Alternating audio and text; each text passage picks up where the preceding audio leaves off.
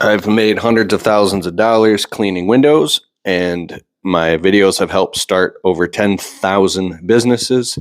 And I want to talk about, if you're trying to start a window cleaning business, everything that you need and how you can actually do this, and you can make possibly more money than you've ever made in your life if you're looking to start your first business or a new business, or add it on to an existing business. All right, here's the meat and potatoes. Starting and running a really window cleaning business is extremely hard. It's back-breaking work. It's an uphill battle. It's very hard to get customers, especially high-paying customers in the nice high-end neighborhoods where you can get like $500 to $1,500 per house. And it sometimes can be one of the most frustrating things you've ever done. And it's also very possible and rewarding. And everything I just said is great news, because if you are willing and committed to do this, you will very quickly separate yourself apart from all of the other window cleaners who don't have the courage, the backbone, the integrity, and the tenacity to actually go out and do something like this. So you could very quickly position yourself as the preeminent strategy, is like the obvious choice, the white glove service, like the high-end window cleaner in your area. And you can go build a six-figure or multi-six-figure window cleaning business within a few years. And so starting a window cleaning business, you're going to have to go out knocking door to door, strip malls, storefronts, and plazas, get business cards made on anywhere you can. I mean, I'm not going to talk about all the marketing stuff here. I've videos upon videos. I wrote an entire book called How to Make $500 a Day Cleaning Windows. It's on Amazon. You can go buy it by Keith Kalfas. It's a bestseller. You can listen to it on audible.com. You should listen to it. But that talks a lot about it too. But you have to get in where you fit in and hit the ground running. It's okay if you suck at first, because you have to just get going until you get good. Don't wait until you're good before you get going. Go and register your business with the SBA, Small Business Association. Make sure you get an LLC or an S Corp, whatever you decide to do, that it's an actual entity. When you get the ball rolling, you reinvest and get some insurance as soon as possible, because you're working on people's properties. Yeah, because if you're probably not going to break someone's window, but if you get accused of breaking, a freaking $10,000 window, that's a big problem. That's not happened to me, but I have videos about that too, about how customers can accuse you of scratching their glass. So there's a lot you have to learn when you're going into, a $1 million home with antiques and grand pianos and all this stuff, but you're not going to get started there. You get started with strip malls, storefronts, and plazas.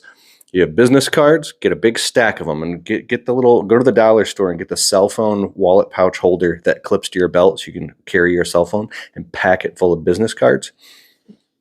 Create a website, and every single customer get a positive 5-star review from. At night and on the weekends, stay up till 6, 7, 8, 9 in the morning, brew a big pot of coffee, build your website, learn how to do search engine optimization, and take pictures and video of everything that you do. Get permission if you're doing it on people's properties, especially inside of their house. Make sure you get total permission. But like a picture of you, I got a window behind me, you with a squeegee smiling. That's fine. You know what I'm saying? Get permission from the customers, and keep building social proof and proof from other people saying, yes, you're a great window cleaner, and get the positive review. So you're building an entire interconnecting spiderweb network. I could recommend you 50 books right now to read out. I'm not even going to recommend to you the books, because you're filling your head full of knowledge while you're growing the business. I, for years, I might still be the number one highest rated and reviewed window cleaner in my whole city. I've made hundreds of thousands of dollars. I've served, 5,000 happy clients. I've done thousands of homes, employees, everything. I do landscaping and window cleaning, right? And but my point of all this is, I have an entire playlist here of videos on this channel. Just hit the subscribe button, turn on notifications, and then go through and binge watch a bunch of the videos. If you like the way that I communicate, and it resonates with you, you can learn a lot from YouTube videos for free. But the biggest thing is that you're going to decide to go all in and get punched in the face. And I mean, it's really hard. Once you start getting into people's houses, I got like, I could talk for an hour right now. And like, I talk for 10 minutes. I could talk for an hour on 20 different subjects of all the things to warn you not to do. Like, for instance, I wouldn't do any houses older than 1950s, or at least if they don't have brand new windows installed. I don't do storm windows, don't do old antique windows, don't do old houses from the 1800s, don't do, there's all types of things you can get I have stories upon stories. You want to get in and don't do super, well, you can do whatever you want. There's people who specialize in these things. You might not even know what I'm talking about. It sounds like I'm talking in circles because you don't know yet. But to prevent you from learning the hard way, binge watch a bunch of my videos. Cookie cutter houses that are upper middle class, because if you go into these multi-million-dollar houses, everything is custom. I mean, a doorknob could be $1,800. You'll be walking across $20,000 rugs and climbing up buildings, scaffolding inside of someone's house, cleaning skylights next to, $5,000 Ralph Lauren flat paint that if you even get a drip of water, you're in trouble. You can get into chandelier cleaning. I'm looking at my chandelier. That's another big warning. You can make a lot of money in this business. You can make a lot of money just cleaning stuff. You can get into pressure washing, soft washing, concrete cleaning, and you can do upsells and add-ons. You can offer gutter cleaning. You can turn your average little ticket job of maybe a couple $100 to clean someone's windows into $2,000 to $3,000. I often give people deals like, not often, because it depends on what we're doing. If a customer wants all their exterior windows clean, $249. I say, well, we'll do the insides too for an extra $100, make it $349, and then for an extra $65, we'll clean all the screens too. So what's that? $414. And I said, well, I'll cut you a deal for $1,000 total. We'll do all the inside, outside windows. Plus, we'll clean all the screens. We'll clean the gutters, and if it's a small house, we'll power wash the whole outside of your house and power wash all the gutters with it so they're nice and clean. And then for an extra, $800, we'll take the surface cleaner and we'll do the front and back porch. And then, or we could do the whole driveway. So you can, now you're talking a couple $1,000, right? It gets complex the more services you offer is the next thing you learn. Because when you're all by yourself and you start to grow your business and you got all these customers saying yes, and the neighbors are coming out and saying, can you do mine too? And you have to program yourself to say yes, yes, yes, while your wife's calling you and like, you're late for dinner and you're like, 1 second, I'm closing a $1,500 job that's going to get us out of debt and pay off our student loans, or maybe afford us to finally get out of this 1-bedroom apartment or this mobile home into a house. And your wife is like, but you said you were going to be home for dinner by 6 p.m. and dinner's getting cold, you piece of crap. And you're like, but we live in a tiny 1-bedroom apartment next to people that we're afraid they're going to break into our apartment and steal our TV. Don't you want to get us out of here? So you have to become a very, and the same goes for women too. Women are building businesses too. I respect everybody. My point is, when you start to grow a business and now you go from maybe working a dead end job or being kind of broke with debt collectors calling you, this was me, to now you have all these people want to give you money. You program yourself to say yes, yes, yes. I literally worked 100 hours a week. Then I backed down to 95, then about 90, then about 85 hours a week, then about 75, 80 hours a week. My wife lost her mind. She threatened to divorce me. She thought I was stupid stuff. I'm driving home in my piece of crap blue goose truck with rust all over it, bags under my eyes, physically shaking because I'm sleep deprived, while my wife is screaming at me because I literally haven't been home except to just come home, shower, use the bathroom, scarf some food down, sleep 2-3 hours, and then literally go back to work. She literally, I have this buddy of mine who's been married as long as I have, 15 years. Yeah. It's like, bro, what is your secret to being married so long? He's like, I don't know, bro. She just stayed around. She just kept putting up with all my crap, and I'm glad she did. It's like, so it's a lot of sacrifice. So Gary Vaynerchuk said something once. You have to have communication. So it's like, hey, here's what it sounds like. I'm not telling you what to do, but I love you and I really want to go do this thing. Because, see, I was just thinking about this like a few minutes ago before making this video. When you're in dire straits, nothing's going to get better. There's no rich parent that's going to die and give you millions of dollars. Nobody is coming to save you.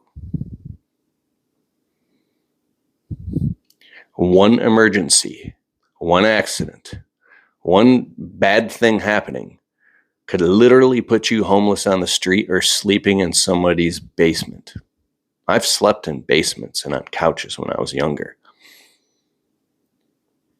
Building this business, I'm not trying to brainwash you right now because you can go do anything you want to do. But for some people, and a lot of people, this is a low barrier to entry business. That's why it's so hard, because they need Chuck in a truck and go do it.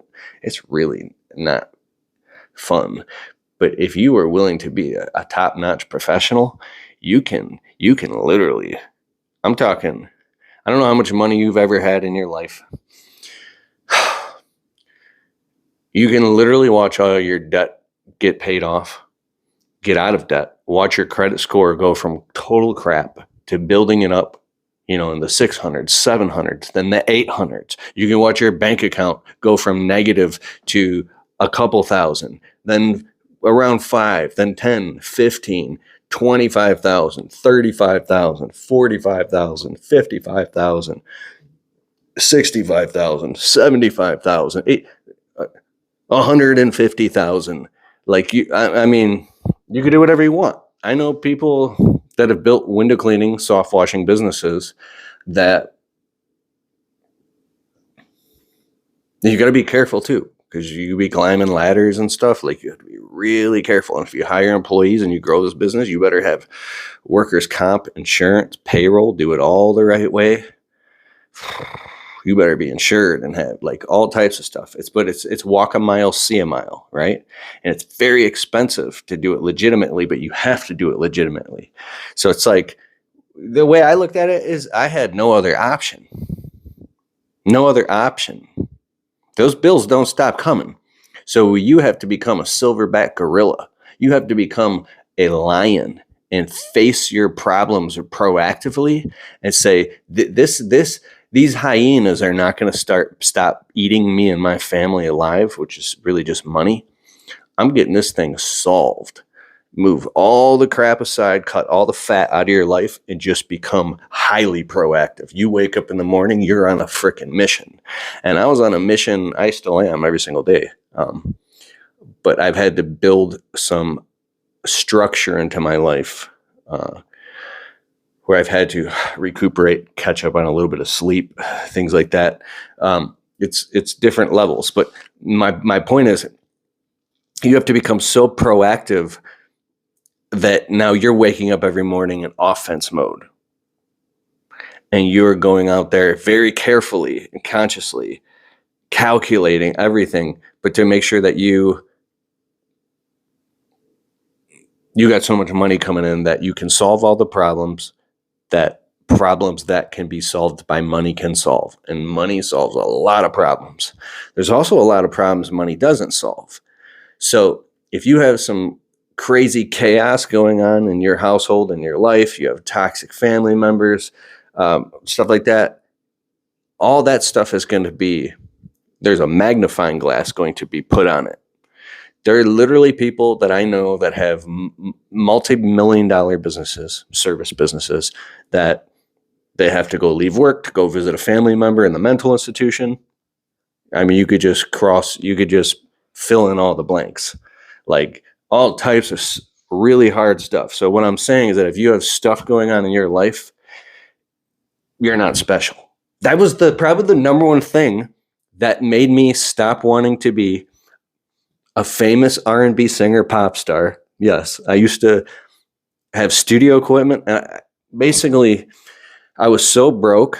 I love music. I still do music here and there, but don't laugh at me. I was so broke that I made up a fiction in my mind that I might as well just go for some big, huge, crazy dream because there's no way ever going to be successful. So I was living on this fantasy dream of doing dead end landscaping all day and then just trying to become a pop star at night, hoping I would get my big break. And then I crunched all the math. I'm like, wait a second, you have to sell 125 albums a week just to make a minimum wage? Like, and the average, I'll just make this quick, rock and roll star, even if they do blow up, you might have 5 to 6 years where you're making just mad money, and then it tapers off on average. And so you're basically taking a career of minimum wage and just taking, like 30 years of work and just compressing it into a 5-year peak. So I was just started crunching the math and getting logical and really looking at, and I came to the realization, I'm not special.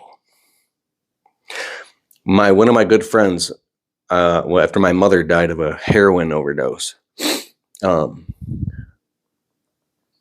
was really depressed, and I didn't live with my mom. I had my own place. My point was, in that type of depression, I had some roommates a long time ago, and my roommate Dave was a recovering addict. And I'd never had drug problems, but I grew up around that type of stuff, so I'm familiar with. And he was a very strong-minded man, and he was a good friend of mine, and he was a brother, and he had my back. One day he looked at me and he said, "Falcus, you got to quit bucking the system. Clock's ticking. You're not special." That's what I know what the problem is. You think you're special. And I was upset by that, but I realized, wait a second. I slept on that and I thought about that, and I came to the realization, as soon as I realized I'm not special, that's the thing that helped me through the hardest times. When you've got on a belt with a window cleaning squeegee and scrubber, and you're going around cleaning people's windows, and they start calling you the window cleaning guy, that's going to be your new name. Oh, it's the window cleaning guy. I felt so embarrassed. I'm like, I'm a grown ass man, and I'm the window cleaning guy. No, I'm not. I'm special. And then one day I reached in my pocket, and I had a fat stack of cash like this. And I never had a stack of cash like that before. I said, wait a second. The window cleaning guy is getting paid. I am the window. Heck yeah, I'm the window cleaning guy. Call me the window cleaning guy, because the window cleaning guy is getting paid. The window cleaning guy's bills are paid. The window cleaning guy walked into the dealership and just bought a brand new truck.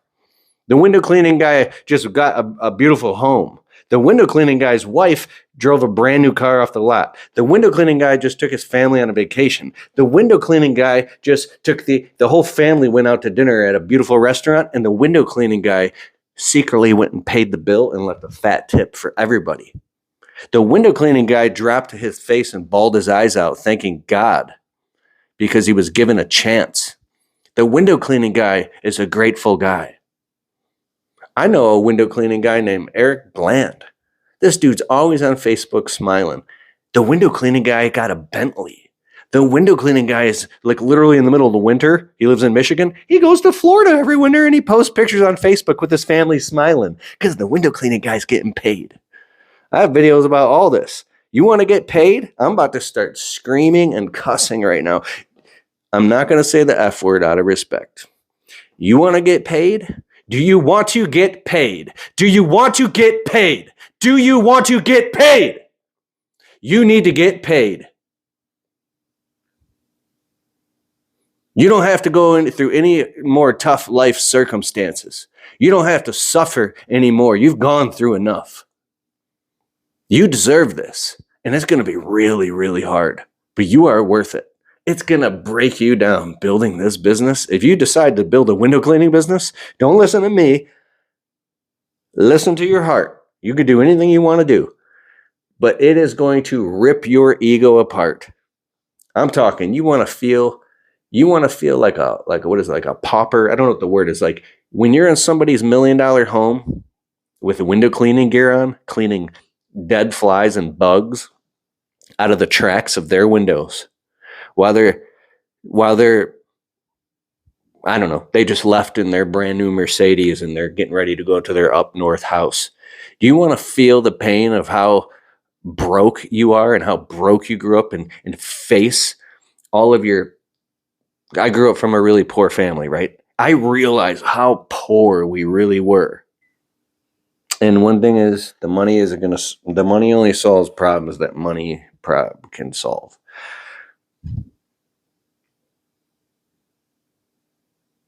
But I hope you get your nice house. I hope you get your brand new truck. I hope you get it all.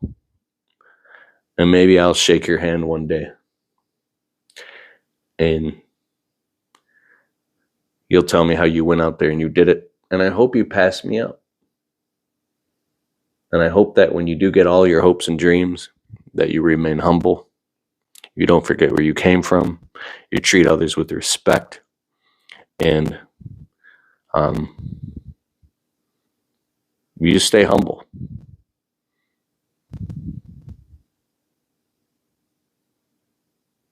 It's going to be okay.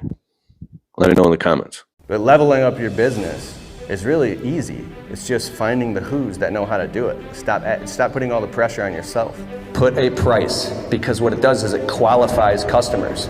If you're not making the money, you raise the price, raise the deal flow, so you have more deals coming in. That's the next step, the leap of faith.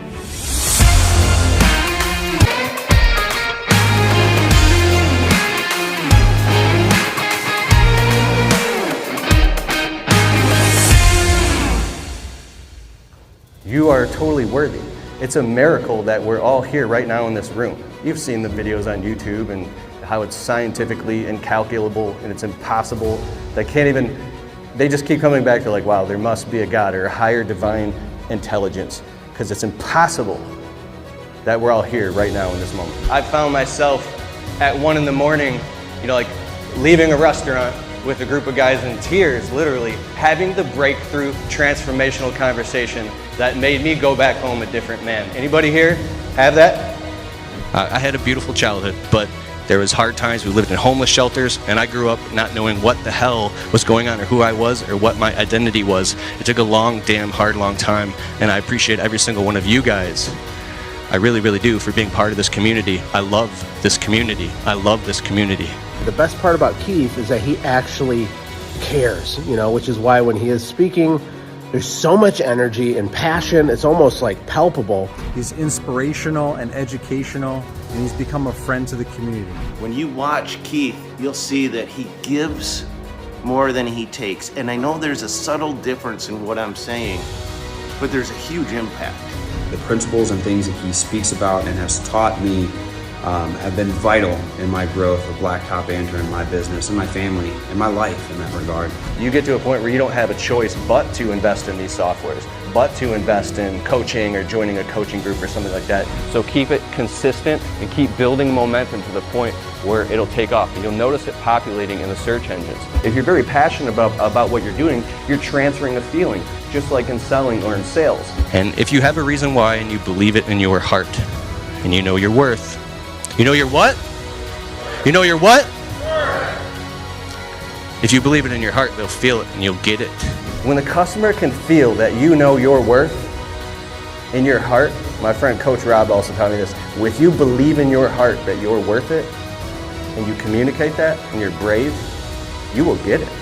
The only thing that got me to this point was taking off my own handcuffs of my old identities and giving up control and trusting the process and going out and finding other mentors and letting go. And it's a tough process. So I'm all set. I'm done. Thank you so much.